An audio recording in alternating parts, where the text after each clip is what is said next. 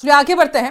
प्रतापगढ़ में स्वास्थ्य महकमे पर उठे सवाल पर अब फाइलों से निकलकर सड़कों तक ये पहुंच चुके हैं। अखबारों में छपे आरोप, एसीबी में दर्ज शिकायत और राजनीतिक सरगर्मियों के बीच जिला मुख्यालय पर जोरदार प्रदर्शन हुआ। पारंपरिक वाद्य यंत्रों की गूंज के साथ प्रदर्शनकारियों ने प्रशासन को जगाने का संदेश दिया और मुख्यमंत्री के नाम ज्ञापन सौंपकर कार्रवाई की मांग की। रिपोर्ट हम देखते हैं इससे जुड़ी हुई।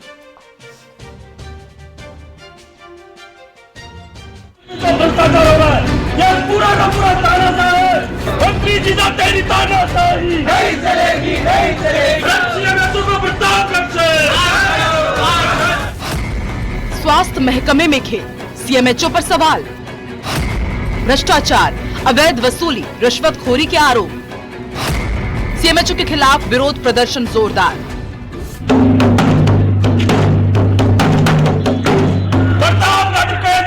प्रशासन को जगाने के लिए हम ये हमारा पारंपरिक वाद्य यंत्र लेकर आए।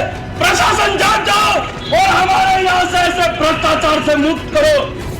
तस्वीरें प्रतापगढ़ की है, जहां इन दिनों स्वास्थ्य महकमा गंभीर आरोपों के घेरे में है। सीएमएचओ डॉक्टर जीवराज मीणा पर भ्रष्टाचार, अवैध वसूली और पद के दुरुपयोग के आरोपों ने जिले की राजनीति और प्रशासनिक व्यवस्था में हलचल मचा दी, जिसको लेकर जिला मुख्यालय पर जोरदार प्रदर्शन हुआ। साफ संदेश दिया गया कि अब कार्रवाई से कम मंजूर कुछ नहीं। आज देखा जाए तो ये जो सीएमएचओ ये मंत्री का सगा जिया जी है। जिला मुख्यालय पर जुटे प्रदर्शनकारियों ने पारंपरिक वाद्य यंत्र बजाकर प्रशासन को जगाने की कोशिश की, लेकिन ये सिर्फ प्रतीक नहीं था, ये चेतावनी थी कि अगर सख्त कदम नहीं उठाए गए तो आंदोलन सड़कों से गांव-गांव तक जाएगा। प्रशासन को जगाने के लिए ये हमारे वाद्य यंत्र से इनको जगाने के लिए आए हुए। मैं कहना चाहूंगा मीडिया के माध्यम से कि प्रशासन आप हमारी सुने और ऐसे भ्रष्टाचारी अधिकारियों को हमारे यहाँ से बाहर निकाले।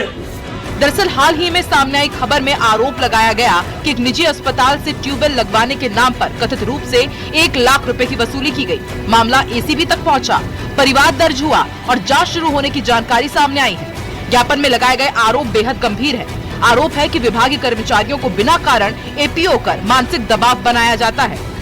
तो मैं कहना चाहूंगा कि क्या यहाँ का सीएमएचओ इतना भ्रष्टाचार में लिप्त हो गया है, मानवता उसके अंदर बिल्कुल ही मर चुकी है। वहां के गरीब आदिवासी को लोगों को लूटा जा रहा है, अन्य समाज के लोगों को भी लूटा जा रहा है।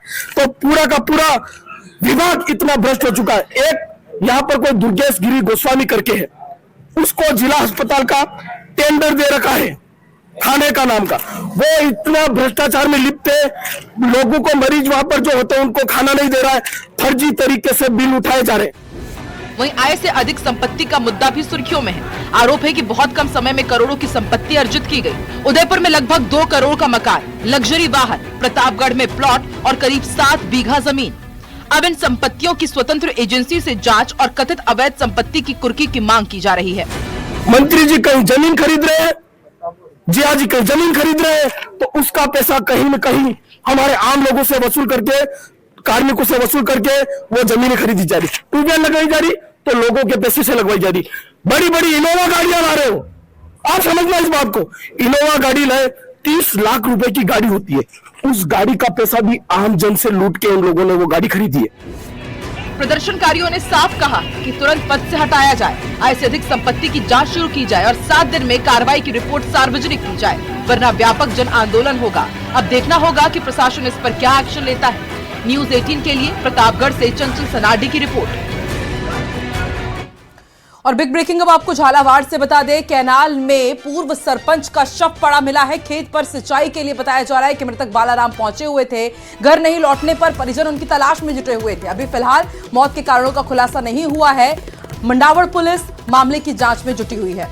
तो बड़ी खबर आपको झालावाड़ से बता रहे हैं, जहां पर कैनाल में पूर्व सरपंच का शव मिला है। बताया जा रहा है कि बीते कई दिनों से ये घर नहीं लौटे थे और ऐसे में मृतक के परिजन लगातार इनकी तलाश में जुटे हुए थे। खेत पर सिंचाई के लिए वो पहुंचे थे, लेकिन उसके बाद वो घर वापस नहीं लौटे और अब उनका शव बरामद हुआ है। मौत की वजह क्या है अभी इसका खुलासा नहीं हुआ है, पुलिस जांच कर रही है।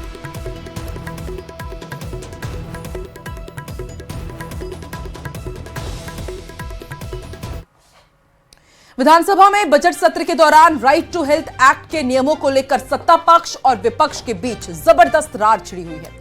गुरुवार को फिर से सदन में इसी मुद्दे पर तीखी नोकझोंक हुई। इसके बाद कांग्रेस ने सदन से वॉकआउट कर दिया। इससे जुड़ी हुई हमारी ये स्पेशल रिपोर्ट देखिए।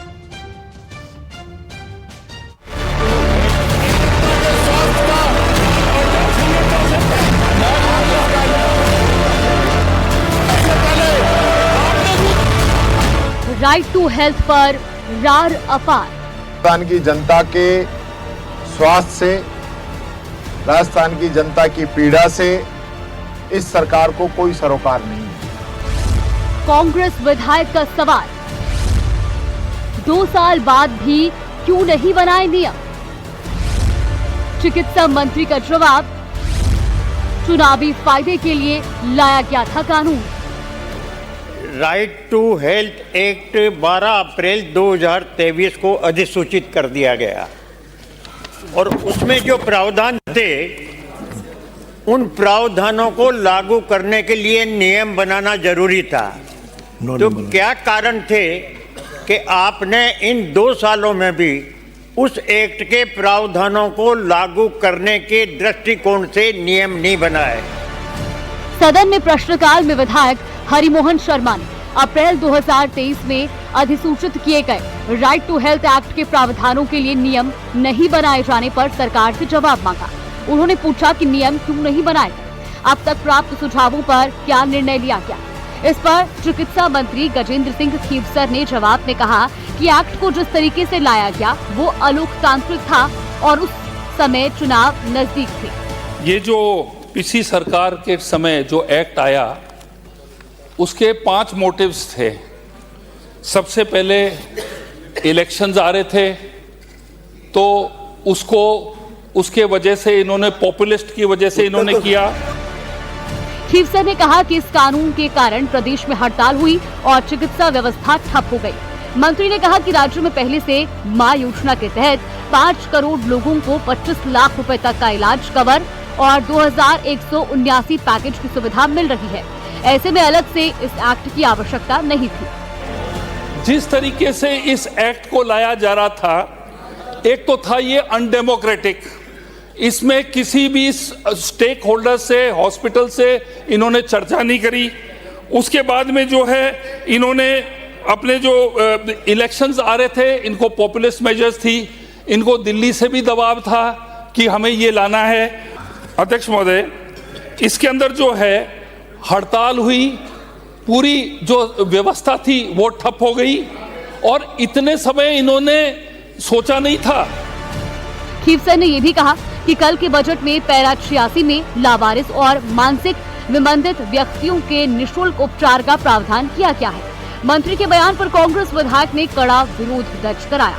विधानसभा अध्यक्ष वासुदेव देवनानी ने व्यवस्था का हवाला देते हुए कहा कि केवल नेता प्रतिपक्ष को बोलने की अनुमति है। संसदीय कार्य मंत्री जोगाराम पटेल ने भी व्यवधान रोकने की बात कही। मामला न्यायालय में विचाराधीन है। 2 को तो है, अरे 2 को तो अनुमति है, विश्वास के नेता को भी है पूरी। अध्यक्ष महोदय, अगर कोई विषय सब्जेक्ट मैटर ऑफ माननीय राजस्थान उच्च न्यायालय या कोई भी न्यायालय में है, उसके संबंध में न प्रश्न पूछा जा सकता है और न कोई व्यवस्था का किया जा सकता है। ये मान्य पूछा ही नहीं जा सकता प्रश्न नियमों के अनुसार जो माननीय सब जुडिस है न्यायालय में। अरे आपके वही नेता प्रतिपक्ष टीकाराम जूली ने सीधा सवाल किया कि सरकार राइट टू हेल्थ लागू करना चाहती है या नहीं। उन्होंने आरोप लगाया कि नियम नहीं बनाकर जनता के स्वास्थ्य के साथ खिलवाड़ किया जा रहा है। राइट टू हेल्थ आप लागू करना चाहते हैं कि नहीं करना चाहते हैं? मां योजना राइट टू हेल्थ नहीं है। राइट टू हेल्थ में जो चाहते हैं हमारी सब योजना के अंदर है। तो आप कह दो कि एक्ट लागू नहीं करेंगे। आप कह दो कि राइट टू हेल्थ एक्ट लागू नहीं करेंगे। क्या है? आपको जनता की बीमारियों से कोई सरोकार नहीं है। आचार संहिता से परेशान होते रहे। नहीं, गलत बात। इतने साल आप तैयार कीजिए कि राइट टू हेल्थ लागू करेंगे कि नहीं करेंगे। हमारे मां योजना और हमारी ये जितनी भी फ्री दवाइयों की योजना है, ये सब राइट टू हेल्थ एक्ट से बेहतर है ये जो ये चाह रहे थे। हंगामे के बीच अध्यक्ष ने चेतावनी दी कि व्यवस्था नहीं होने पर सदन स्थगित करना पड़ेगा। ऐसे में कांग्रेस विधायकों ने वॉकआउट कर दिया। आपको बताते चले कि इस मसले पर पूर्व मुख्यमंत्री अशोक गहलोत भी खासे हमलावर हैं। तो कहने का मतलब ये कि इस समझ क्यों नहीं पा रहे राइट टू हेल्थ, ये ऐसा अधिकार दिया गया हम लोगों ने आम जनता को। कहा कोई रिक्वेस्ट करने की तो नहीं है, आपका अधिकार मिल जाएगा आपको कि स्वास्थ्य की चिंता सरकार को है। इतना बड़ा क्रांतिकारी निर्णय हमने किया, उसके बारे में मंत्री जी कहे या सरकार कहे जो कमेंट किए वो दुर्भाग्य बोल रहे। गहलोत ने कहा कि बीजेपी सरकार राइट टू हेल्थ के नियम बनाने में विफल रही है और अब इस तरह की बहानेबाजी कर रही है। न्यूज़ 18 राजस्थान के लिए जयपुर से सुधीर शर्मा की रिपोर्ट।